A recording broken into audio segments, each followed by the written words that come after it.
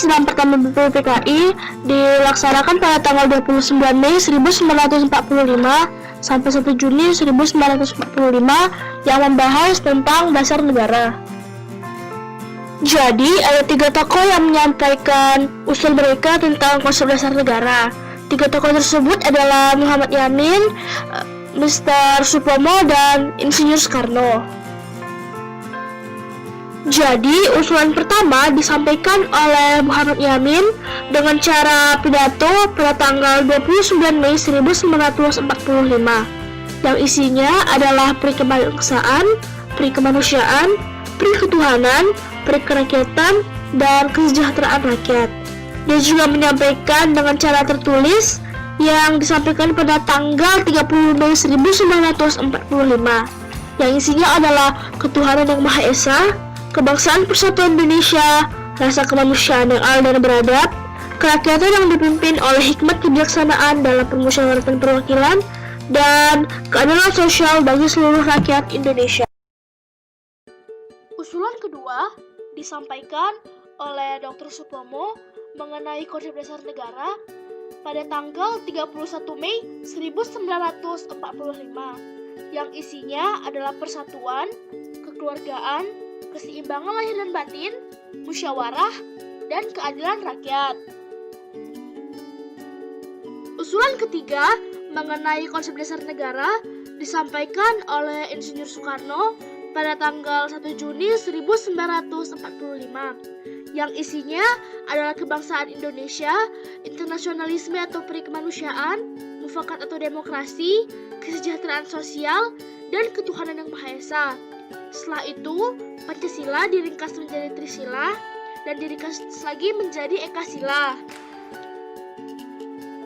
Karena tidak tercapainya kata mufakat tentang konsep siapa yang akan digunakan untuk dipakai sebagai dasar negara, maka BPUPKI membentuk Panitia 9 yang anggotanya beranggotakan 9 orang yang diketuai oleh Insinyur Soekarno dan wakilnya adalah Dr. Anus Muhammad Hatta. Dan anggotanya adalah Wahid Hashim, Kahar Muzakir, Mr. A.A. Aramis, Abi Kusno Joko Suroso, Agus Salim, Ahmad Subarjo, dan Muhammad Yamin. Jadi pada tanggal 22 Juni 1945, Panitia 9 pun menghasilkan Piagam Jakarta atau Jakarta Charter yang diberikan nama oleh Muhammad Yamin.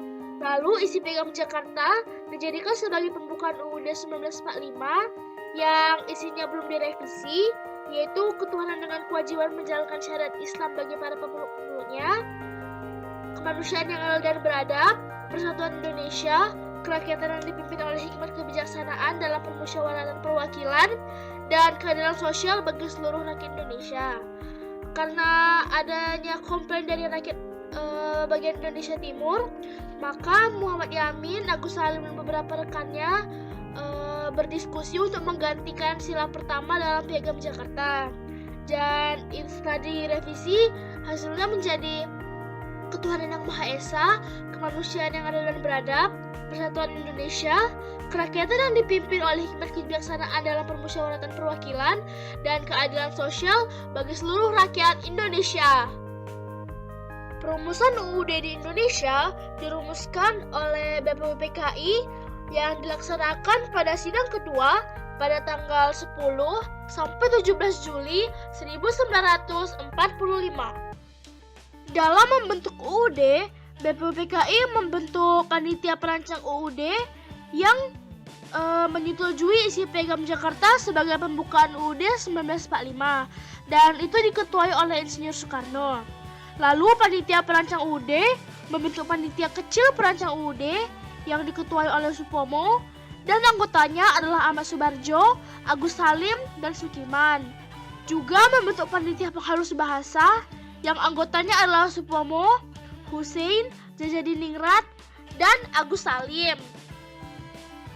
Hasil kerja Panitia Perancang UUD adalah pernyataan Indonesia Merdeka, pembukaan UUD 1945, dan batang tubuh UUD 1945. Karena tugas BPUPKI telah selesai, maka dibentuklah PPKI yang didirikan pada tanggal 7 Agustus 1945 seiring dengan dibubarkannya BPUPKI. BPKI atau yang lebih sering dikenal dengan Dr. Junbi Inkai itu beranggotakan yang pada awalnya adalah 20 orang, kemudian ditambah 7 orang Indonesia menjadi 27 anggota. Itu alasannya adalah untuk membuktikan kepada seluruh rakyat Indonesia bahwa PPKI telah bebas dari campur tangan Jepang. Orang yang mendirikan PPKI adalah Jenderal Terauchi. Jadi PPKI diketuai oleh Insinyur Soekarno dan wakilnya adalah Dr. Handus Muhammad Hatta.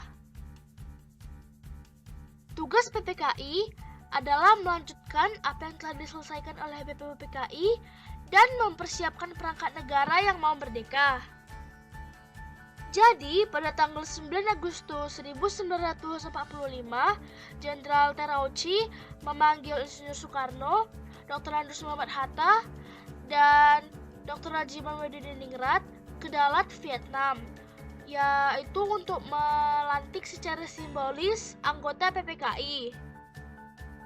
Pada tanggal 18 Agustus 1945, PPKI melaksanakan sidang pertamanya dan hasil dari sidang tersebut adalah mengesahkan dasar negara dan UUD 1945, mengangkat Insinyur Soekarno menjadi presiden dan Muhammad Hatta sebagai wakilnya, dan juga membentuk Komite Nasional Indonesia Pusat untuk menggantikan dan membantu presiden dalam pekerjaannya selama sementara waktu.